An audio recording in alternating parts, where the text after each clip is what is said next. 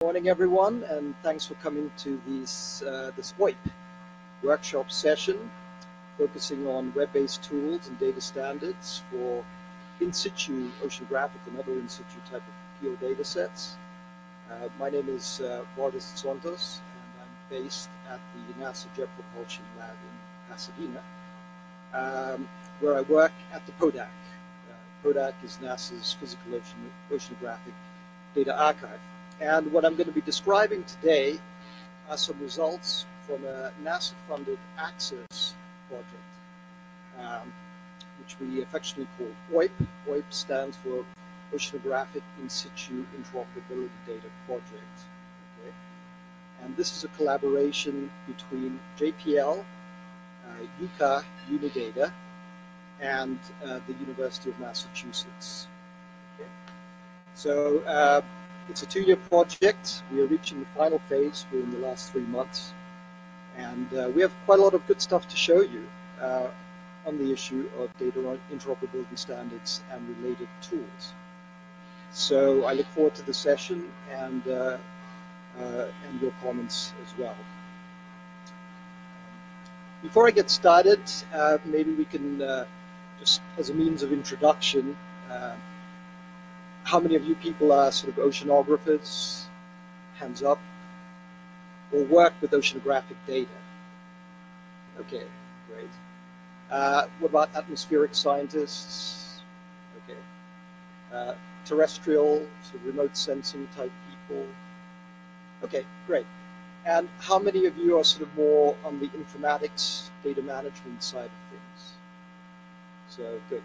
So I think this session will appeal to everyone here. Okay, this is our band of married men and women. It's been a lot of fun working with these people. Unfortunately, I'm the only one who was able to attend this meeting, and I would have had a couple of additional people to actually who did the development work on some of the tools to do the actual demos. But I'm going to try to stand in and do the best I can. This picture was actually taken at a recent, at the 69th International Tuna Conference in Lake Arrowhead, and where we presented some of our tools and products, basically. And it was a lot of fun, and we got some great reactions from that group as well.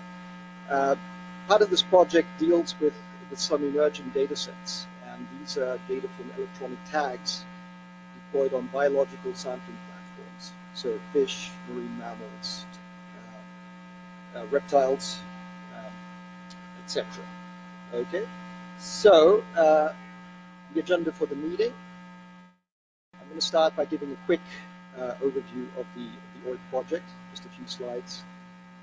Then we're going to talk a little bit about in-situ data interoperability, what some of the issues are, especially with respect to my area of interest, which is in the oceanographic realm. But I think many of the issues are common to other domains as well. And then some of the proposed enhancements in the data standards and approaches that we are proposing from this project. And then we have a couple of demonstrations, which I think will be fun. A data visualization tool, and also a web-based tool that facilitates conversions of sort of unstructured ASCII input data files into nicely CF-compliant output files that are interoperable and archivable.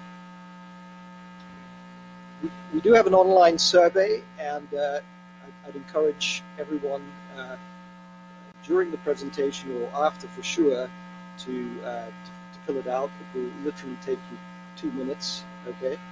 And that feedback will be helpful. The survey is structured kind of as the talk is, so you can fill it out as we go along. The format of this meeting is supposed to be interactive, so feel free to interrupt me at any point and ask questions. And at the end of each of these parts, discussion parts of the presentation, we'll have a few minutes available for some discussion. Again, these are the kind of questions that are in the form. Okay, quick overview of the OIIP project. So, as I said, OIIP is a 2-year project funded under NASA Access, which is a technology development project. It ends at the end of September this year. And really the objectives are to develop improved capacity within PODAC, first of all, and some of the other DATs, to better support NASA field campaign datasets via the enhancement of some existing higher TRL or technology readiness level technologies that exist. And this is a list of some of the capabilities that we've been working on and augmenting as part of this project. The items in red are things that I'm going to actually talk about in this presentation and demonstrate. The item in blue, obviously people are highly familiar with threads, so I won't go into that today. Tag-based is something kind of specific to the electronic tagging community, so I'll skip that. But there is also a bonus, depending on how we do with time, to talk about a new capability that was conceived literally a couple of months ago that we're calling the metadata profiling service, which ties in with some of these other tools. So I'm going to be talking a little bit about the NCI, netCDF templates, which a lot of you may be familiar with, the ROSETTA data conversion tool, and this common mapping client library developed at JPL, and its implementation for OIIP, which we're calling the OIIP Data Viewer. So once again, this is an R&D project addressing some fundamental earth science data informatics challenges. And these are the need for improved integration of multivariate data sets from diverse observational platforms, okay, in support of NASA science, mission Calvel, and decision support operational type applications. So in-situ data pose a particular challenge in this regard because they're inherently highly diverse, complex, and very heterogeneous.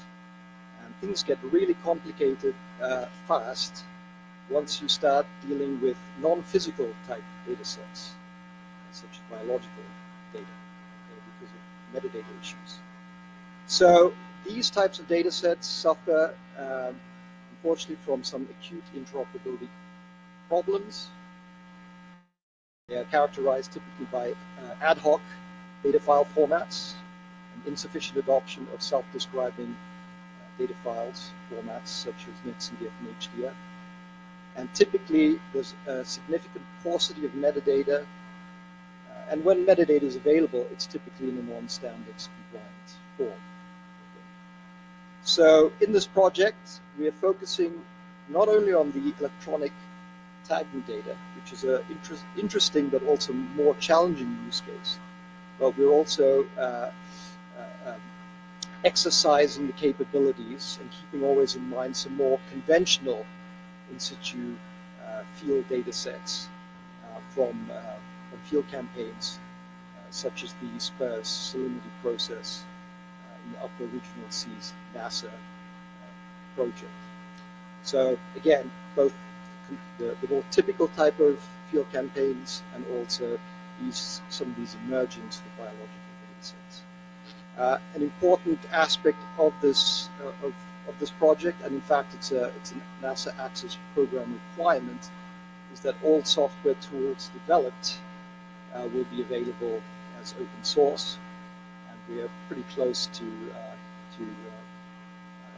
uploading at least some of the components onto GitHub.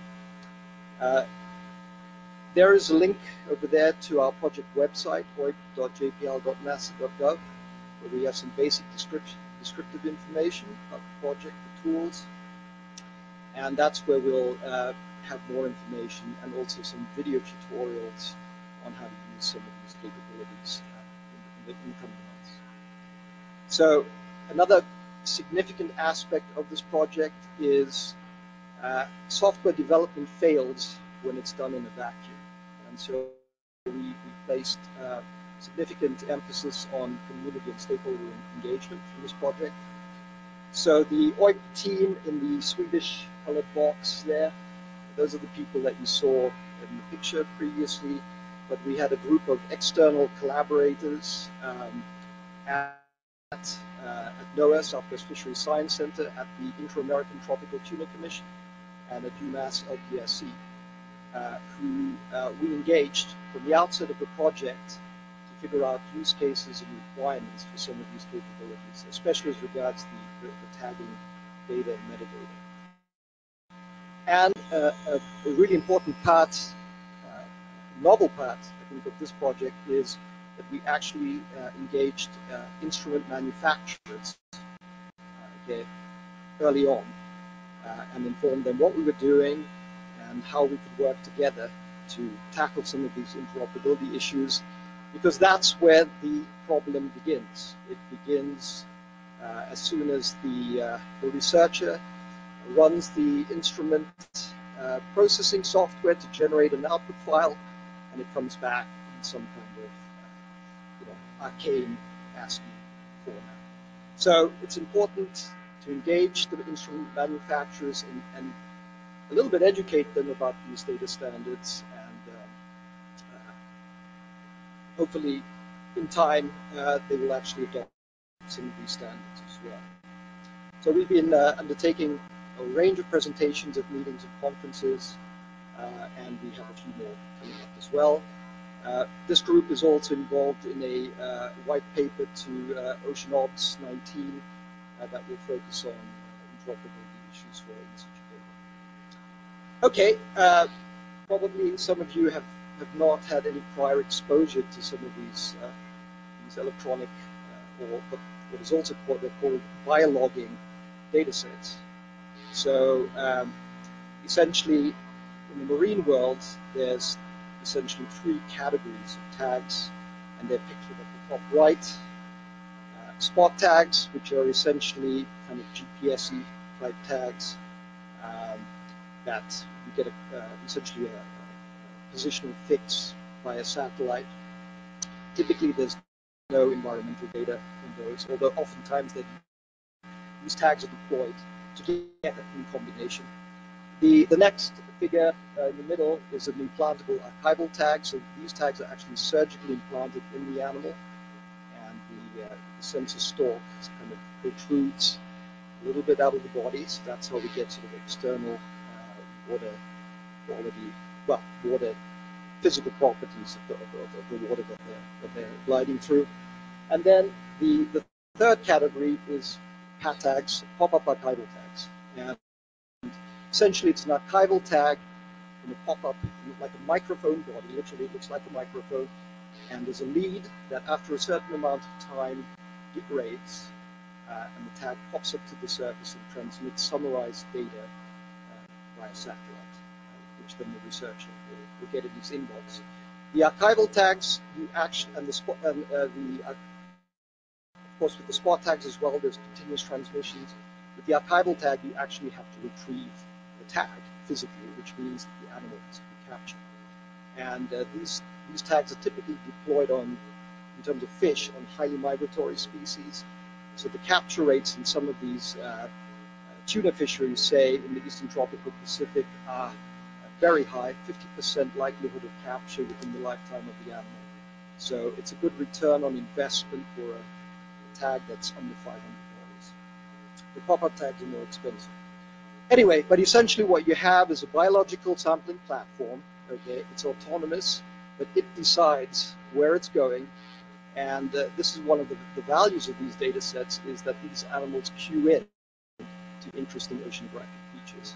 And we want to understand and also use that information as an adjunct to more conventional ocean observing platforms that are out there, okay, including autonomous ones. So minimally so the data that you get back is both horizontally and vertically resolved. So it's trajectory profile type information, and the plots below indicate the kind of horizontal spatial data that you get, okay, and also the very high resolution depth profile and temperature profile type information that you get as well from these data sets. Notice that the resolution of the depth resolved information is at much higher frequency than the position Okay, and that's the particularity of some of these data sets that we also have to adjust and deal with here. So they're very fascinating data sets. The two figures here illustrate some amazing migrations. On the left, a mako shark in the North Atlantic, traversing essentially the Gulf Stream, and then going straight down the Atlantic, and then coming back within a 6-month period. And then we have an image of an albacore tuna in the eastern tropical Pacific. That's 2 years worth of data. And that's not the longest. I'm going to actually demonstrate a 4-year archival data series.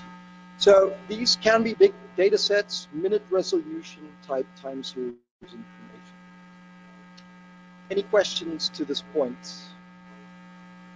Okay, great. So let's now talk a little bit about the data interoperability issues. And I'd like to begin by just providing some problem statements that different stakeholders involved in the value chain of ocean in-situ data would say if you came to them and said, what is the problem that you are experiencing? So I'll just go through some of these quickly.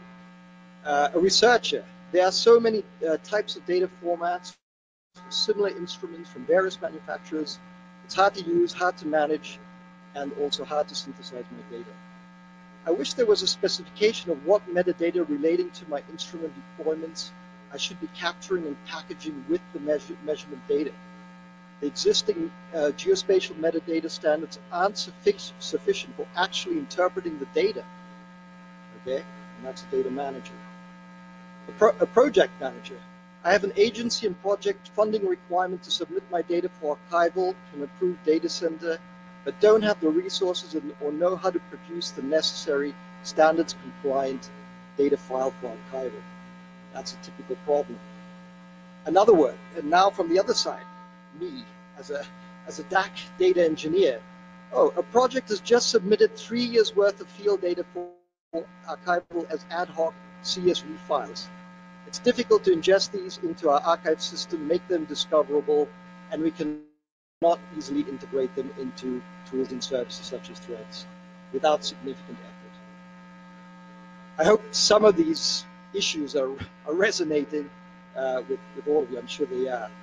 Okay, here's another one. Complementary new biological sensor platforms fill a current observational gap for tracking dynamic oceanographic features. However, simulation of these data in our operation model is precluded by the heterogeneity of the data formats and the lack of metadata. We're almost at the end. A resource manager. I want to easily integrate remote sensing and field observations to produce dynamic visualizations for data exploration and decision support analysis, but it's way too involved. Finally, an actual instrument manufacturer. We want to do the right thing and be able to support the above community needs, but don't sufficiently understand the data interoperability specs, and we don't have time really to address that. We need to respond to our commercial needs.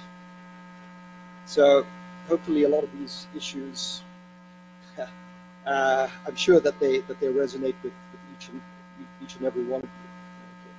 So does anyone want to venture a definition on what we mean by data interoperability, or why it is important?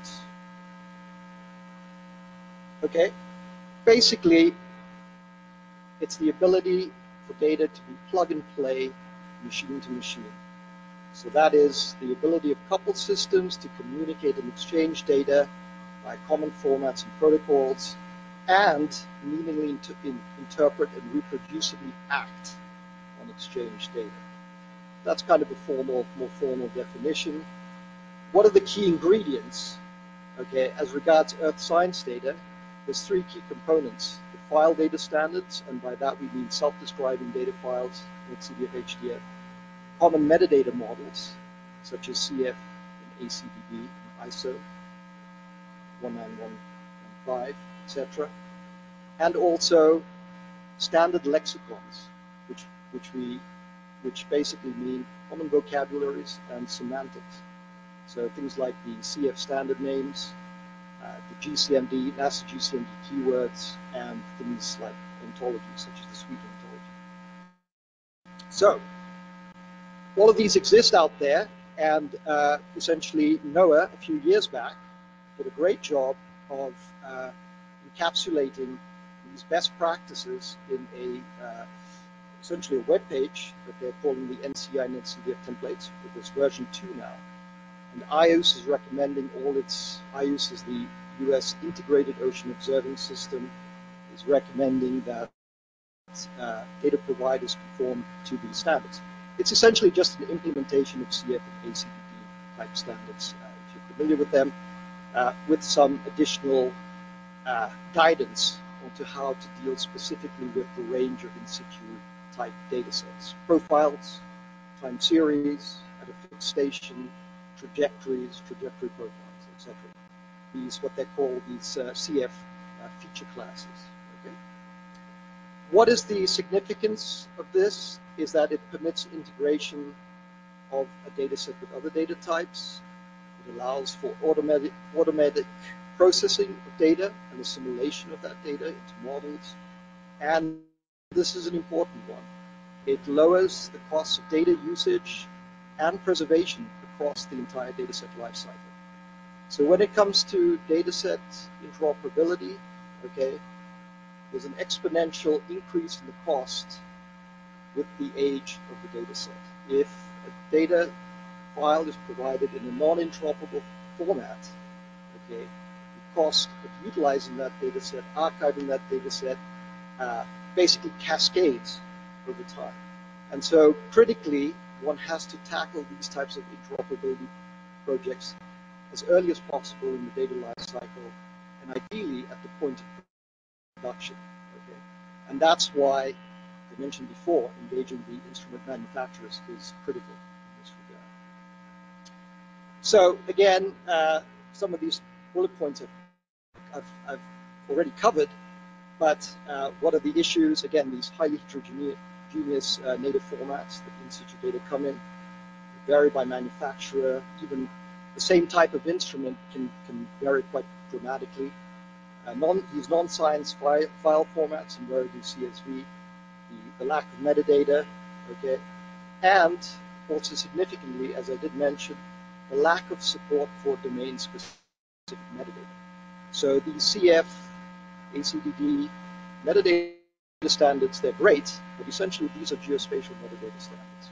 They do not provide any guidelines as to how, or best practice as to how to incorporate the critical information, the additional critical information that will actually help you interpret the data in the file. Okay? And I'll illustrate that shortly. Okay, so I want to plow along. Just a quick overview of some of the actual data standards work that we were involved in as part of this project. So the first thing we actually did, well, one of the first things was we took a close look at these NCI netCDF templates, and we noticed that these were very useful for the community, but noticed that there were a couple of areas where I think we can propose some enhancements for the future, and that is, as I said, support for richer community-specific metadata elements, dealing with geolocational uncertainty. Okay, in the CF standards, and also in these templates, or just an implementation of that, there is no real guideline for how to actually capture uncertainty in the positions. Okay, and that's important because a lot of, especially with the electronic tagging data, okay, the positional information, unless it's coming from a spot tag, is inferred by light level and then geo-corrected using Kalman filter plus SSD data, etc., etc. So it's an indirect measurement, and you need to be able to assign uncertainties to those, which can be substantial depending on the time of year and also your latitude. Also, even platforms like Argo, okay, which are these profiling floats, which are part of the Global Ocean Observing System. There is an uncertainty associated with those positions that can be in excess of 500 meters. That information is not, so the Argo spec actually does capture them, but I'm talking in general in terms of the metadata standards such as CF. They don't really provide a guidance on how to capture that kind of information. Okay, that can be either quantitative or qualitative type code. Quality code, position quality code. Anyway, so we've presented these kinds of recommendations, we documented it, it's available on our website, and we've provided these recommendations to standards authorities groups such as the CF 2.0 and also the NASA ESIP data interoperability working group. Okay, so we tried to tackle actually the first problem, and for electronic tagging data, okay, we developed, again, in coordination and consultation with these external collaborators at these fisheries agencies that produce these tagging data sets, a comprehensive community vetted inventory and specification for electronic tag metadata attributes. Okay, 130 of which, so the list can be quite extensive, but of these, 30 are deemed to be mandatory, okay, and we've basically broken these up into different categories. Now, if I was doing this demo on my computer, I'd actually go to a little web page. Should I try it? See what happens.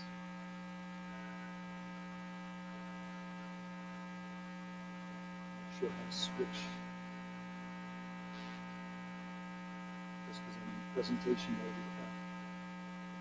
Let me just see how it came out in the background.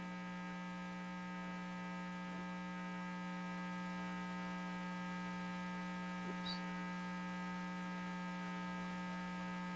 Press it. Sure, it's doing it, sorry. Ah, well, okay. Well, it's there. Right. So I think maybe, I don't know how to use the slide. Anyway, I'm not going to bother, but essentially what you have is these 10 categories of metadata. Some pertaining to the instrument, some pertaining to the animal. And you can see that with each branch, okay, you have, way right, you have a list of the attributes, some of which are required, some recommended, some optional. And if you can actually, I can actually show the whole screen, you'll be able to see that some of these attributes may be specific to certain types of. Yeah, no, I'm not going to. I can do it. Well, I don't know how to do it now. It's embedded in the link in the PowerPoint. Anyway, so the point is, this is a high-level description. Okay, accompanying this is also an actual detailed spreadsheet where each of these attributes are defined, examples given, etc. And that essentially is the essence of the metadata specification that is documented, that is actually documented and available also on our websites. So how do you then package these attributes in an actual netCDF file? And what the approach that we've used, we've adopted, also talking with some other experts in this area, and seeing examples of what the SMAP satellite mission as well did. We've had some, again, these categories of different metadata, is to leverage a netCDF form, which we apply structure or groups. These groups essentially are kind of like subdirectories, and it's hard to see, but it's a little bit illustrated here. And each of these groups, you have a tag metadata high-level group, you have the ACDB and CF groups as well, which you can go into. And then within the tag, you have subcategories for device, animal, etc., etc. So all of those attributes. So it's a tidy way of packaging the data within the netCDF file, because, as I said, potentially this could be a long list and difficult, human readable. Now, where we still need to do some work is actually how we encode the attributes and such that they are machine readable. Okay, so what we're using right now is a simple sort of value pair type relationship, but maybe there's a way of encoding these as an ISO kind of according to an ISO specification. So that's work that's, I guess, still in progress. One of the other things that we did was for electronic tagging data. As I said, it's the Wild West out there. Everyone is producing all kinds of ad hoc file formats. And so what we came up with is what we're calling ETUF, Electronic Tag Universal File Format. Okay? And essentially, it's hard to see, but the block on the left illustrates how one packages the global attributes, consistent with what I showed you before, the categories and attributes. And then the block on the right indicates how we package the actual measurement data in a very normalized way. Okay. So it's instrument manufacturer independent, and there's another great thing about this format, and that is that, as I said, for some of these electronic tagging data sets, the outputs are summaries, daily summaries that are transmitted to satellite. You may never actually get the full-time series back. And so when you set up your tag, you define some categories, bins for summarization of the data. For example, the depth frequency kind of output. So, what percentage of the time during a given day did the animal spend at this depth interval or that depth interval? So this kind of summary information, the specification of what those intervals are also packaged nicely, parsimoniously in the same data file. So it's a self-contained it's still in ASCII format, but it's in a consistent way that deals with the full spectrum of manufacturer and tag data types. So this is an important development, and we've taken this to the manufacturers and we said, guys, in lieu of you being able to natively produce these interoperable file outputs, okay, please provide at least an ETUF output option, because then we can run that through a conversion tool like ROSETTA quite effortlessly. Okay, so this is the kind of discussions that we're having with them and also the animal telemetry network people. So just to conclude this section, I've probably been waffling on. The production of standards compliant data files is critical, and it enables a lot of good stuff. It ensures that we can preserve the data long term in a form that we can then use. And that's been a problem for electronic tagging data sets.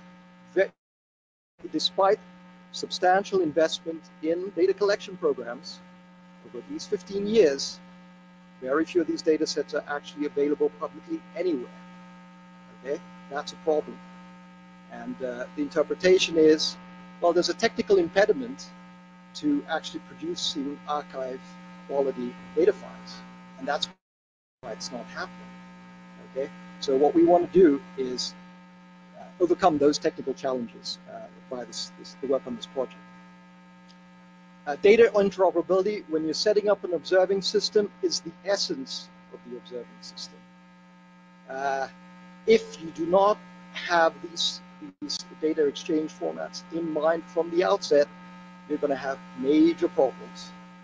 And so this new emerging animal telemetry network group, okay, they have to think very carefully going forward as to infusing that as a centerpiece of their data management strategy. Okay. Obviously, if the data are interoperable, you can couple them to a range of existing Earth science data tools and services out there. And of course, you can then enable usage in a range of applications. And we're going to be looking at one of those, visualization, in the next segment. Any questions, though, before we move on any of these points? Any comments? Okay. Oh, go ahead.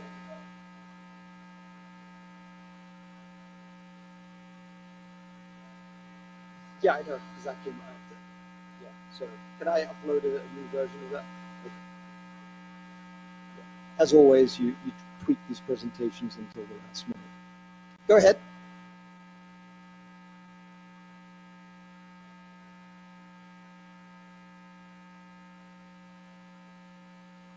Well, yeah, I mean, we're considering SensorML, but the key point here is, okay, that at least in the ocean domain, these standards for packaging and distributing ocean data is not CF SensorML type of structure.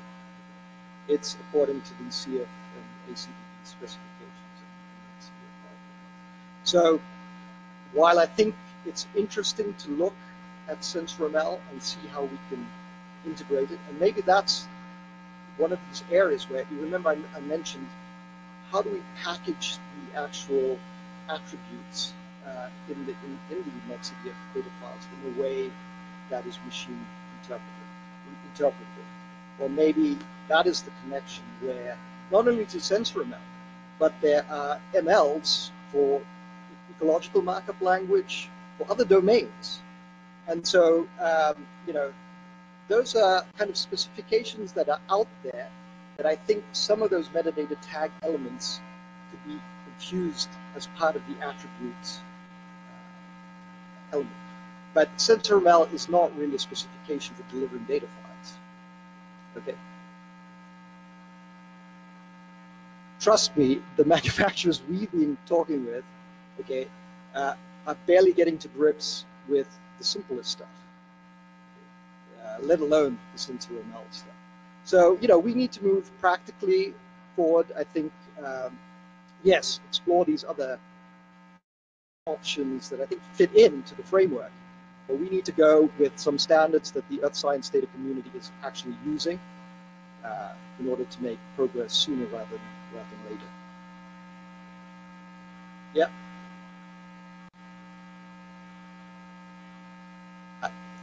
I have, and I attended 2 of your workshops in prior years. And yes, you guys dealt with that third bubble, the semantic aspect. Right.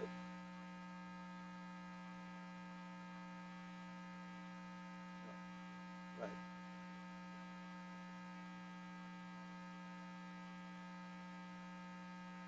Right.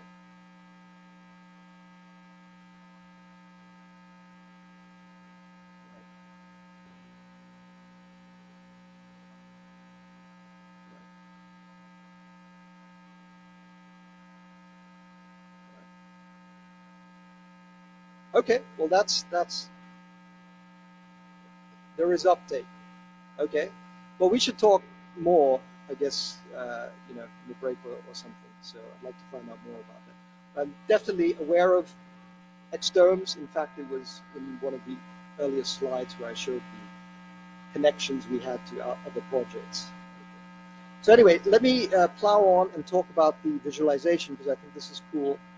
And really, there are a bunch of visualization tools out there, but they all lack certain key elements. And what we really wanted to provide is a capability to look at both satellite and in-situ data in a much more integrated way. Okay? And actually support all of the CF discrete geometry spatial data types, so point, time series, trajectory, etc. Okay. The key aspect, what we wanted to achieve in this regard, is provide synchronized horizontal and vertical views of the data and their evolution over time. We wanted a means of, over the web, delivering data, time series, efficiently, okay, and so that the tool is interactive. So as I said, some of these data sets, the 4-year Big Eye tuna tag, that's over 1 million data points. How do you stream that in an efficient way over the web to display those time series? And you're going to see that done very elegantly shortly. Okay, and one of the other things that I think is lacking in a lot of these tools out there is an integrated search capability. So you may have a long list of data sets, and you often see in these tools, there's like layer selector that goes down 3 pages. Okay, how do you hone in efficiently on those data sets, those platforms, those sensor types, those measurement types that are of interest to you so that you can provide your visual. So this is a snapshot at the bottom. I'm actually going to be demoing, but there's a mapping component. We provide plots, the vertical structure, time series type plots. This is a very flexible charting capability. We have a means of displaying the positional uncertainties with the positional information, and we have the integrated search. Just a little bit on the back end. So one of the deliverables we have in this project is actually in a test environment at JPL, cobbling together all these different pieces of software that I said this project is producing, and the elements are shown here. But I just want to focus in particular on the components that underlie the visualization capability. Okay, and essentially we have a centralized store, which is all these components are open source, Postgres database. We have different databases within that Postgres server that deals with our different project data. So we have one for the tagging, we have one for spurs, we can have others in future. And the internal architecture of the data model of these relational databases can be totally different. We don't care. The important thing is that we expose the data in a consistent view, provide a consistent interface to the data. So you'll see in the triangle there, the materialized views are common across these different data sets. Okay? And essentially what we do is create these canned queries that will provide the output in that exact specification. And it turns out, there's only a handful of ways you can represent space-time data of this type, right? Including, so we have one that essentially encapsulates all of that, and then we have a couple of other materialized views for the summary type information that's particular to the tag metadata. There's also a common materialized view that's standard across these databases for the metadata outputs that the visualization tool uses. So again, it doesn't matter what the internal relational model of a particular database is, or even what necessarily what the database server is, as long as you can provide a consistent view. These could be distributed database servers as well. And you see Solar there, which is the indexer. That is the connector. That connects these discrete databases. They have each their own materialized view, connects them to provide an integrated search capability. We have GeoServer that deals with the point map type data, so serves that out. And then the GIBS and On Earth are these image data layers produced by NASA. So these are services available. You'll see the orange box is this decimation algorithm, and that essentially allows for us to efficiently stream very large time series, because for visualization you don't need all the points. It depends on your view, the zoom level. So it will only get you the points that really you need to see the overall shape of the pattern that you're interested in, and you have control as to how filled in that shape is, but it captures all the extreme values, so you get a good representation of the true shape of the data. I'll show you that in a minute. And then the front-end client tool. Okay, the demo. I have brought that up before, so just to show you the loading screen. And this is where I might get a bit, as I said, I'm not a Mac user, so some of the controls here I may need some assistance with. But essentially, this is the interface. Whoops, it's not on the screen.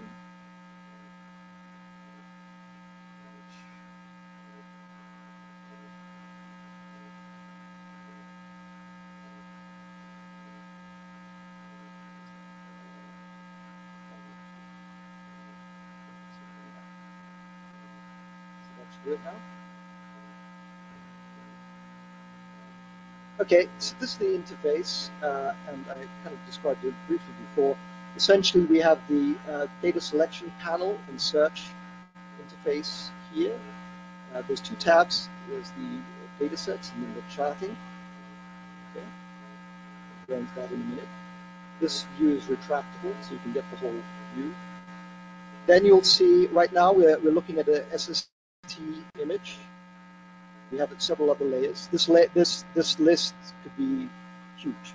I mean, it could be everything that's served out of NASA GIBs online. It could be terrestrial focused, whatever. Okay. But anyway, we've selected a few items here that pertain to the marine. We're looking at chlorophyll. You can see how it's pretty performant. You have a color bar. You can sort of go over the color scale and see what the values look like. Let's go back to 16. Now you see over here there's a little panel that says in-situ datasets. In a minute, that will be populated once I make an actual selection of the in-situ data. We have a few widgets, of the obvious ones like the zoom, you can pan, zoom out, zoom home. Let me just zoom in a bit. Okay. Then we have these other little handy widgets here. We have a distance measure, so I can go here, there, you know. Oops. Double click and exit. So that's the distance. I can, there's another widget for doing an aerial measurement, so what's the area around the island, something like that, and then I can clear these. So these are just, and there could be more widgets.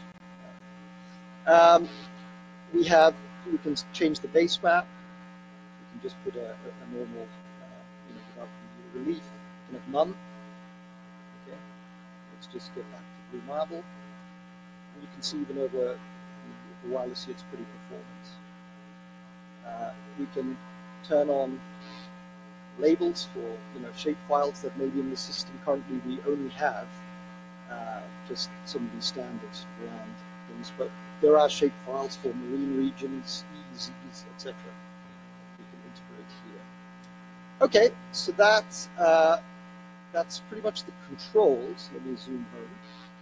And you see at the bottom you have a time controller. And essentially you have a play forward and play back. So let me press play in time. So it's stepping. Oh, I have to go back because obviously it's today. See, it plays back. I can go forward. I can manually intervene here and say 2017. And it's updating. Now you can see here that at the top there's the start date for the time interval and the end of that time interval. So one of the important things when dealing with data is having the flexibility to look at the data at the appropriate time scale and interval of the data. So we have another little widget here that allows us to control how we will view the data, how we will integrate the data for display. Okay, we can do it down to minute resolution. We could add more. These are the standard things that we built in. Obviously, go ahead. No. But the in-situ data can get down to minute resolution. Okay, so you'll see that interaction. No, we're just displaying the data for that particular time interval. Because the problem is, typically with these tools out there, you get a complete mismatch in the time of the satellite image and the in-situ time frame of the video. So that's a problem, because then people see a nice track of an animal along in front. Oh, and by the way, that's a monthly image. So you don't know that at that point in time, the fish was actually around. So doing a better job of dealing with this time aspect is very important. So I'll just leave it at that. There will be an animation feature here. Now, good. So let's just, let me zoom home quickly.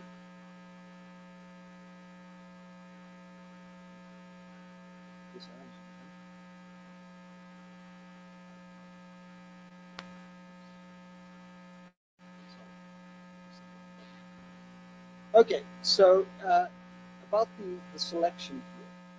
So again, I can do a sort of a geospatial type search for a bounding box. I can filter by time. I can filter by variable. So let's say, and the counts that you see here basically just say how many of the data sets in the system, okay, across these two databases that are on the back end have, for example, conductivity measurement. So I can apply this filter, and then, normally, I don't know if it's the display here, but normally you'll see there are 14 data sets listed. There should be a scroll down here, which I cannot get to.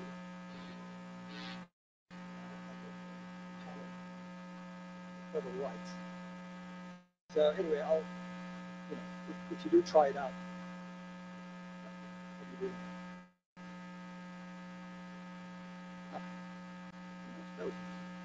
so you can see right now we have the categorized, the data sets categorized by project. But I can instead decide, it's not being dangerously close to, I can decide to reorder these by platform or by sensor. And you can see, of the 14, these are the groups. So these are just aids when you get huge listings of data sets, how you can filter down and also regroup the sort of the source, the presentation orders that you can make selections easy. I guess, let me go back to project, and I guess I probably accidentally clicked on Endeavor. So let me just do a quick spatial search here. I'll draw a box. Click here, click here, click search. I'm not going to filter, I'm going to remove the conductivity parameter. Click search. Okay, great. You can see now we're down to 7 results. And this is a mashup of the Spurs listing and the tagging listing. I guess I must have missed, let me there's one other data set I wanted to include here, so I guess I didn't go set for this up enough. Do that. I can also filter by time as well. So let me, okay, good. So, so on the right you'll see the eye, and you'll see 2 big eye tuners. I click on eye, so why do you have the same data set twice? It's not the same data. One is the summarized form, and one is the actual archival data set. So let's select the archival. Let's select the sailfish and the yellowfin. Now you'll see basically you have the in-situ little dialog here is populated. The colors may not be conducive because of the overlay, so the yellowfin in particular we want to change to say purple. And the sailfish, let's see, what is that? Sailfish is black, big eye. Let's change that to blue. All right, great. So we have those. And associated with each, we have some additional widgets. So let me click on the sailfish. Now, again, I can get the information about the data set, but I can also zoom to track. Okay. And immediately, I'm right there where I want. Now, I can go over these points and obviously get the precise position. Now, if I click on one of the, now notice what the date, so it's 2013, this data point, but the underlying satellite image is from 2017. So to synchronize, I just click the point, and now you're getting the corresponding satellite image. So when I'm stepping now in time, I'm updating, I'm stepping along the track back and forth, and I'm getting the corresponding image for my data. Now, let's look at what other widgets we have here. Let's look at the uncertainties. Some people say, don't even bother plotting the track. All you want is the arrows, the ellipses, that show the general area. So that's good. I'm happy with that. Oh, let me enable the track. Now let me show you this thing about the time interval that I was talking about. So right now, we're stepping daily, right? Daily. But I could say, well, I want to look at the data over 3 days. And you see now we have like a snail trail superimposed on it. And you can click, show that. Now, what image are you getting? You're getting the satellite image for the end of that time interval. These are daily images. Okay. And if we go back to our images, we have some products that are 5 days. So you would set the time interval of the control to match ideally with the time interval of the satellite image, which is the lowest common denominator, if you want to really see the coherence between the satellite image and the data. Okay? So let's just we can go all the way to the end. So the beginning of the tracks are indicated by these little controllers here. Okay, that's enough of the Sailfish. Now let's get into the interesting stuff, which is the tuners.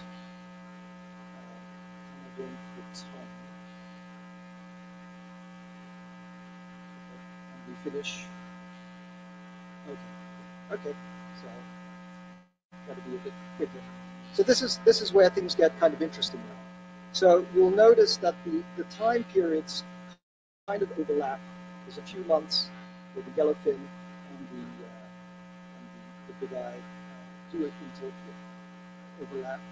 And it's kind of hard to see, but let me go kind of to the beginning of the series, and you can see here, like, we're zoomed out quite far. If I zoom in further, I'm going to lose one of the tracks. I don't want to really do that. But you can see that you have, now you're looking at these 2 data sets at the exact same time period. Okay, now let's do some plotting of the vertical information that's coming back from these tracks.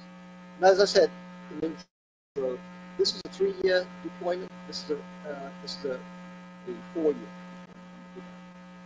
So let's just start with the big eye. And we can, so this is a very flexible plotting capability. I want to do time versus depth. And I actually want to show sort of color coding according to temperature along that track. Okay. And you'll see something kind of interesting in a minute. So this is the full time series. Now notice at the bottom it says 0.9% of points show. Okay. You're not grabbing all 1 million points here. We're using the decimation algorithm to give you the shape with this zoom level. Okay. That's appropriate. Yeah, that's appropriate for the zoom. Okay. Now you'll also see this line here. That is the time marker. And so there's direct synchronization between the chart, and I guess I zoomed in accidentally, but that's good, between the chart and the horizontal map views, which is exactly what we want to achieve. Let me reset zoom. You'll notice something pretty weird here, minus 50, what's going on, bad data. Okay, and you'll see if you squint, it's in this corner. What's happening? Okay, so this is where you're seeing what's happening. So suddenly the fish was diving up and down nicely to 500 meters routinely, and now it's at 0, and it's going really cold. What's happening? Well, the fish was actually cooked, and it's in a freezer. Okay, so that explains that. So what can we do about it? It's in the transshipment vessel. Let's take a look back. So what can we do about it? Because we don't want those kind of outliers affecting how we see. So we can basically impose some bounds on how we're plotting. So let me do it 0 to 30 degrees. That looks a lot better. Okay. And now we can kind of explore our track much more efficient. And we can get right to the minute resolution data quick, thanks to the decimation approach. Okay. So now we're showing 100% of all points. So that's pretty cool. And let me just go back.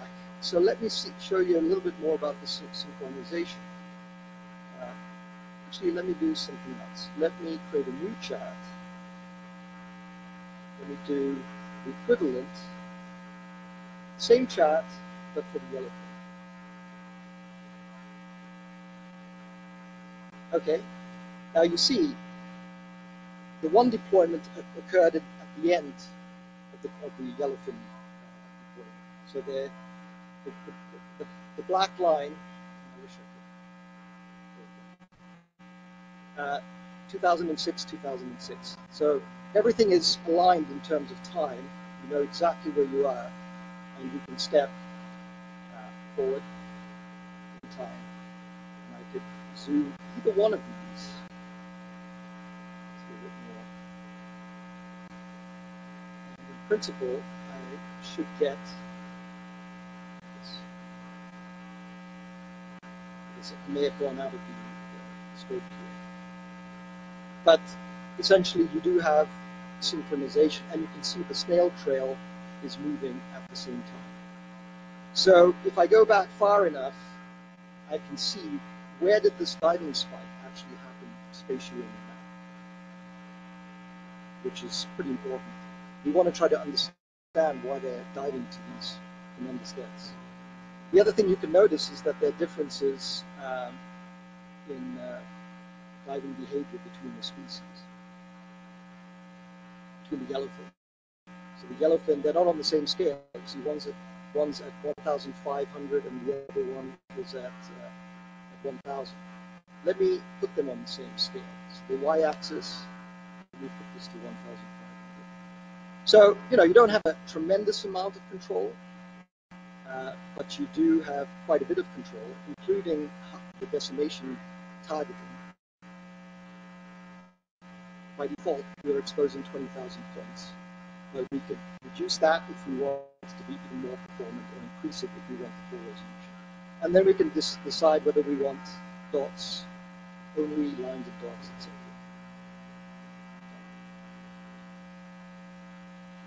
So now they're on the same axis, so you can compare these a lot easier and step in time.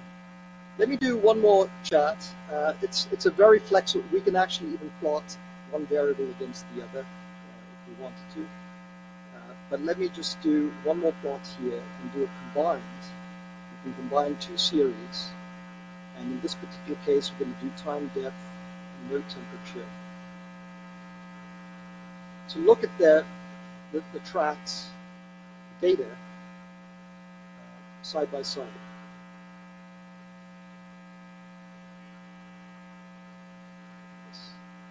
Oops, created at least two of them. Okay, and you can see that this is the period of overlap. And let me zoom in.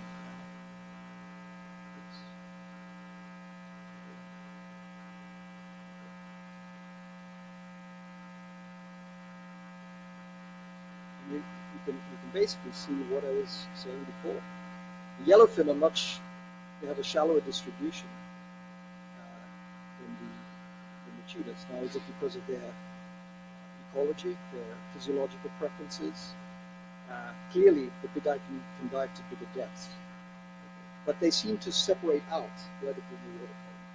So the point is, and we can again get down to the full resolution data, and again compare that to where they are in the actual map. That's it in terms of this demonstration. Maybe we, in the interest of time, maybe we'll just continue on quickly. Okay.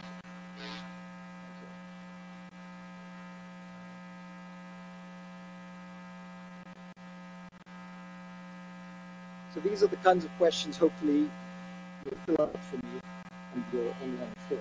I really appreciate that. Okay. So, how did we do overall? What were the features that you thought were novel? What enhancements for the future? Okay, a little bit on ROSETTA, which is this conversion tool. This is the crux of the interoperability problem. To do this wonderful visualization, you need to be able to assimilate the data, and that's where the bottleneck is. So we need these data conversion tools. And this statement there, standards alone don't suffice, tools facilitate widespread adoption. Okay, I worked extensively with this NASA field campaign, SPURS. And even though we're dealing with an expert data manager, he understands the format, specs, and all of this stuff, okay, it is challenging to convert native data files into interoperable file formats for archiving. It is a huge push-up in terms of effort. It impacts the DACs as well, because I have to provide continuous back and forth. Has it been done right, etc. So we need these tools that will do the mechanics for us, and ROSETTA can help. Okay, so what is it? It's a generalized web-based tool for conversion of columnar ASCII data files into CF and ACDD compliant CDF files. There's two modes of operation. There's a visual interface where you can, it takes you through a structured series of steps to augment metadata, do mappings of columns, etc., to variables in the netCDF file. And there's also a mechanism for doing bulk conversions of data files via an API. Some of this is still kind of under development, but we're getting pretty close. What are the enhancements that we've undertaken for it? So ROSETTA existed before. Okay, it was a project dealing with Arctic data. But in this project, we basically took that and added and streamlined the capability substantially to provide support for these NODC templates that I mentioned. It supports the ETUF electronic tagging metadata profile. So if it gets an ETUF file as input, it will automatically do the conversions out of the box. All you may need to do is add potentially missing metadata elements through a form if you're doing it through the GUI tool, or you can pre-populate the metadata as well in the metadata file that accompanies the data file to do batch processing. So there's an API. We've integrated it.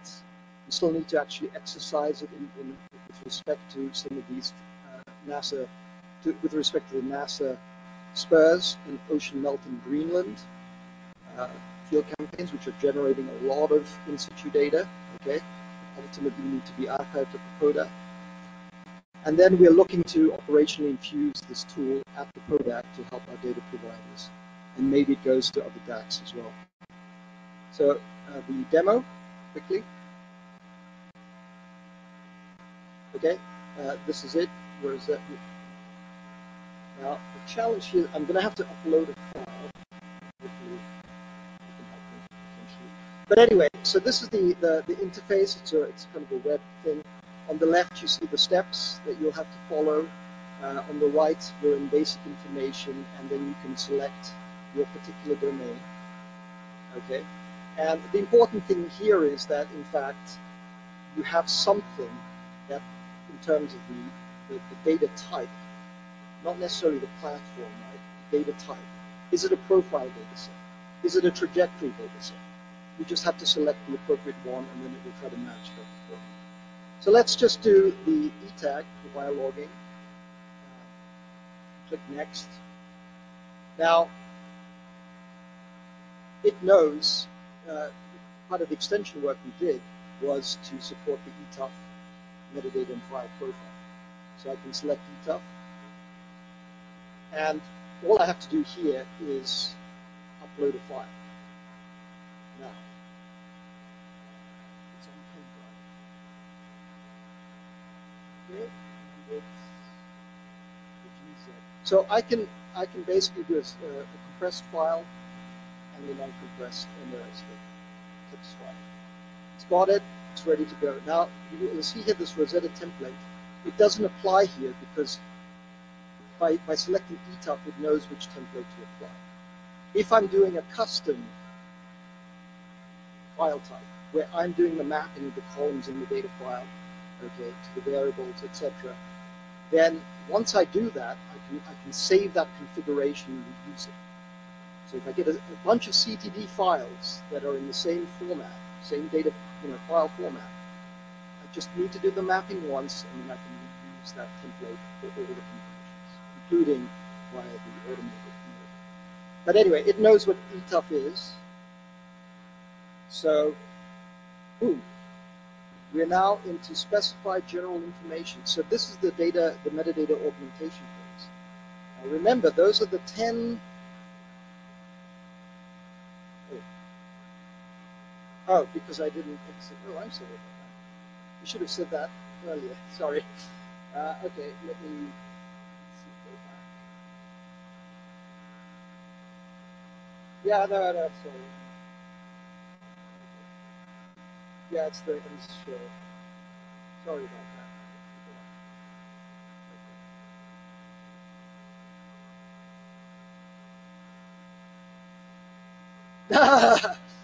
No, that's fine. Sorry. Okay, so essentially we uploaded a file in the previous step, and then now we're at the stage of augmenting missing metadata. So this is the ETOP profile with those 10 categories and potentially 130 attributes that I mentioned. Scroll down. Now you'll see only one of the 10 categories are expanded. And why? Because only the animal category has a missing required attribute. If I go to end of mission, you see all the required elements are filled out, and if I want to know what it is, I can click on the little help guide. But that was pre-populated from the input file. Okay, so there's no missing required metadata here, so it hasn't. That's why that this section was not expanded. But we are missing something from the animal. So we have the species, we have a taxonomic serial number. Okay, we're missing length type capture. What does that mean? So we go to the definition, and what we want to add as well is some examples here. Maybe some of this information can be, if it's standard kind of information you need to enter, it comes down from a pull-down list or something like that. But anyway, the biologist would enter here fork length. So that's the length from the nose of the animal basically to the fork. And with that, it should allow me to proceed. Okay, now this is where, unfortunately, I can't actually show you what this file looks like. It's going to open it up in Panoply, but essentially, because it's not installed on this machine here, but essentially Panoply is a tool used by NASA, GIS, I think, that allows you to basically open any interoperable data file and actually even view the metadata, view the data, do even plots. So this trajectory profile data file in Panoply, you have to trust me on this until you try it out yourselves. You will get the actual track, you can plot the track, see all the metadata, which is good, and you can actually plot the time series for internal temperature, external temperature, light, which are the measurement variables. Okay, so let's see, where are we? We have 12 minutes. I was going to show you an example of how to do this, in fact, for a data file that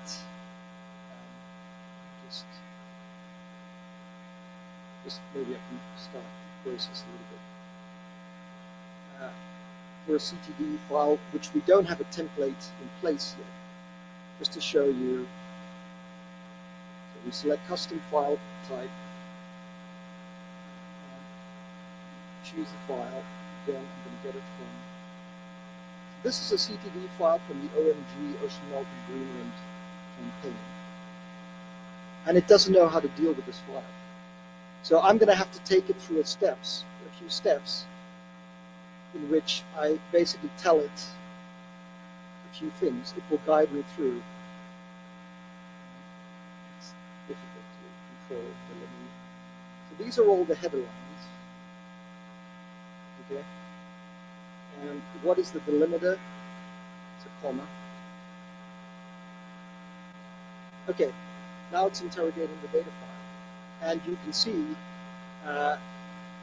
this is the stage now where I have to tell it what this data column is about and map it to a CF type variable. So, assign a variable name. This is date. Is this a coordinate variable? Yes, it is. It's time related. Select one. Data only. What's the format? Text. Required metadata. You have to, if I don't enter the required block here, then it won't proceed. Units. Okay, it has a unit label. Which is kind of cool. Date only. Unit prefix. It doesn't apply to this particular data type, but I can pick the unit format, and it's essentially, as we can see, year, month, day. That's correct. And we've added it. Done. It's column number 1 done. And you continue through this process. Time. Let's do just a couple. It is a coordinate variable as well. Text. Time.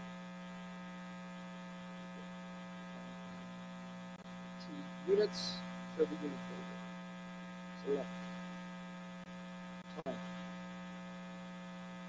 Okay, and now if the unit spec doesn't exactly meet, let's just select this one, and you can see that has a time zone.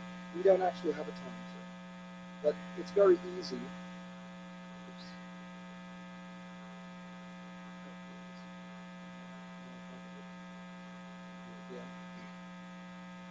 I can just manually intervene here and remove anything. There's no time zone because it had fractions of a second and that wasn't accommodated. You can add more stuff here, but just for simplicity. So we do depth as pressure in this column, and then we do a measurement variable, which is conductivity time. Let's just do the conductivity just to show you what an actual measurement variable would look like.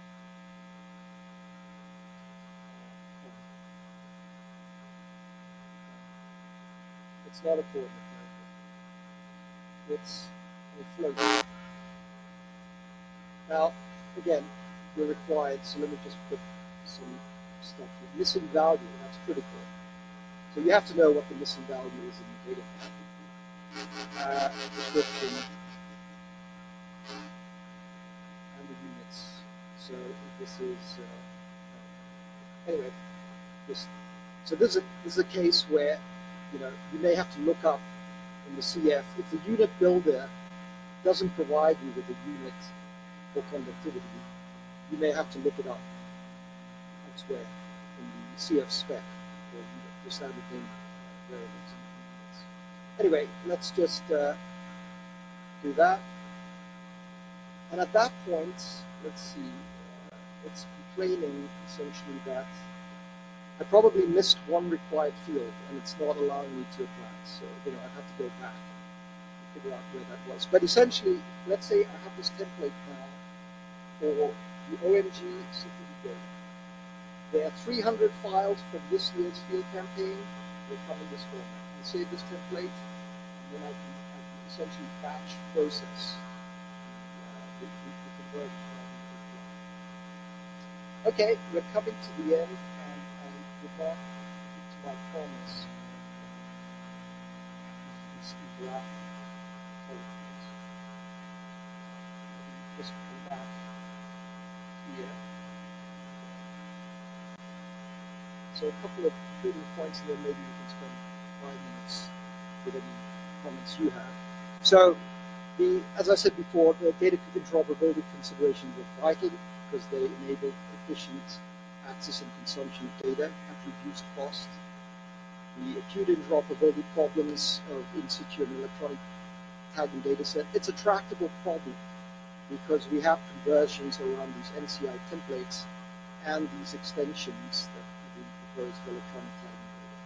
And we now have a tool that can facilitate the conversions. So the mechanics, the pain, the real pain can be taken away. So we're developing, OIIP is continuing to develop a range of other tools, this metadata profiling service, which is pretty exciting because a tool like ROSETTA, it needs to understand, it has to have some internal notion of what a metadata profile is.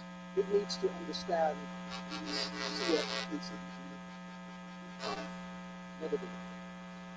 But this is one tool, okay, that stores this information internally in its software. But there are other tools out there that also need to be aware of these metadata profiles. Okay? Can we provide a service, a centralized service, these missions, whereby the metadata profile information can be obtained dynamically by to sort of power these tools that need to be processed ahead of the metadata profile. The data handler for ingesting the data file into a database. If it's a file, it needs to understand the profile. And so rather than re-rendering and re-coding all of these metadata profile information in each of these tools of which there's many, even currently for these calculations when you don't know your basic data, you don't have a new version of a data standard coming out, CF2. All those tools now will have to go back and develop those recode all of that metadata profile information directly. So why not have a service that is for this so this is a new idea, and we're hoping that, you know, if OIIP lives on, that we actually have a prototype of this that we hope that we can move forward with that, because I think that could be an important development in terms of dealing with granular file level metadata. Okay, when you look at, just an important point here, when you look at the NASA CMI, Common Metadata Repository, which stores dataset level information and granular file level metadata, there are literally 4 or 5 attributes from data files that can be stored that CMI currently supports.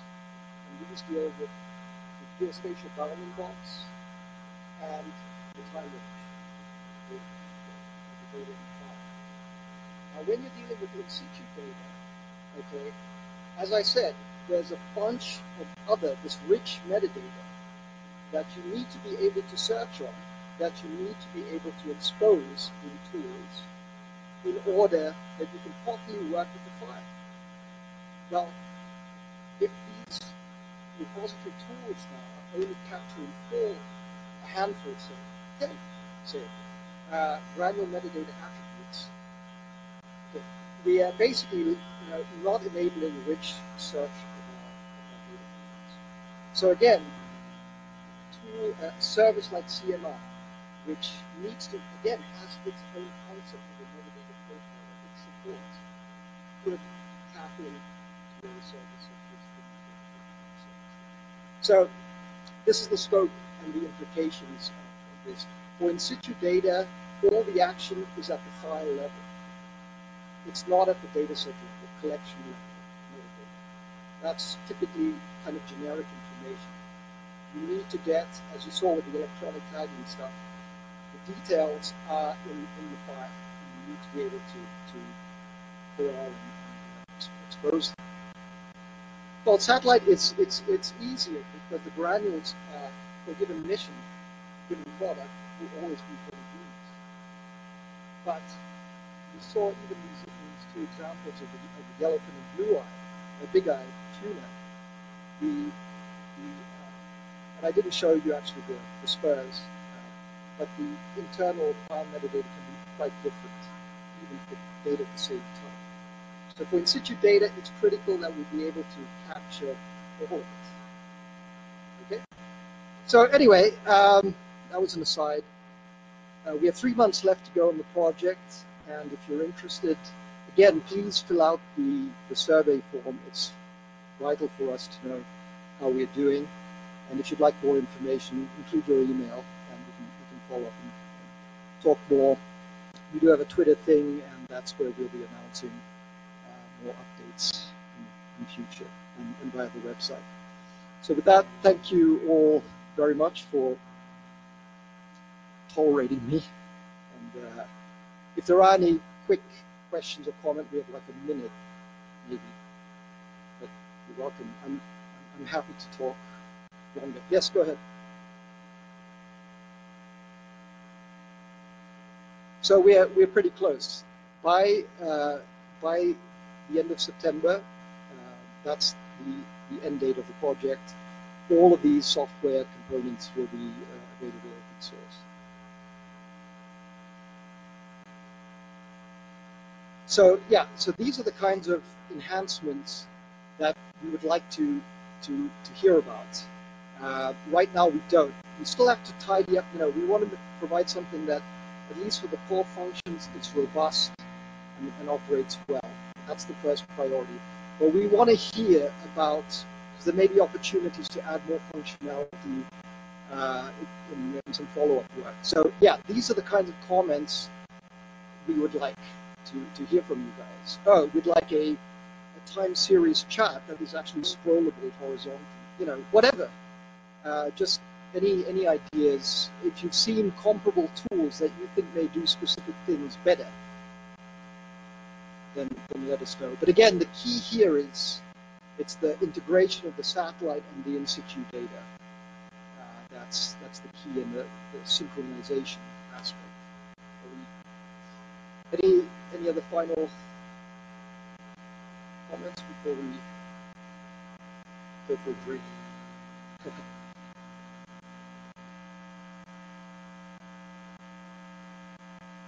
So for example, so yeah, it will be both. Where we want to use it at the product, we want to make this tool publicly available, such that field campaigns, NASA field campaigns that need to archive data, they can use this tool to do the conversions. It's a major hit. I can't emphasize this enough, how much work it is, even if you're familiar with the data standards. And you know, so just as an example, for SPURS 1, you can Google Kodak SPURS, and you can see the instrumentation involved. I mean, you know, we had 15 different data types. Okay. SPURS 2 now, we're going to have 50. So there's more and more, there's a proliferation of the observational platforms, and the key bottleneck to usage of the data is getting it into an interoperable format.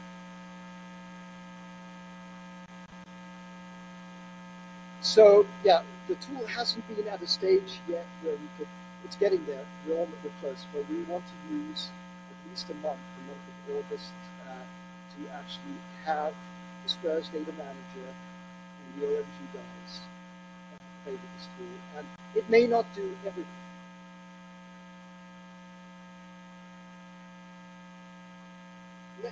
Let me tell you something. Okay, so the OMG field campaign is a 5-year field campaign. We're 2 years into it.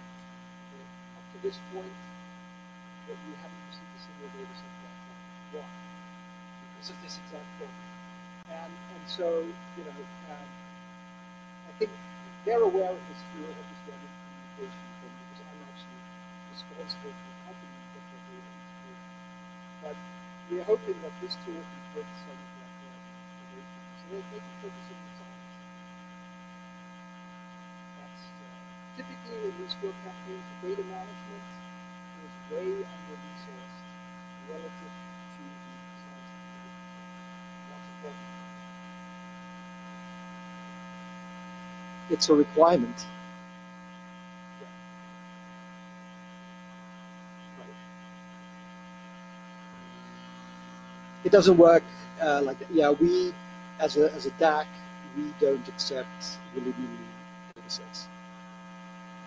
So yeah, it's actually so every NASA call that now goes on for physical oceanography has a data management section, and if you want to be successful, you better ensure that you include archival at a DAC and production of archivable data formats. Otherwise, at least that will be dinged on that. Thanks so much.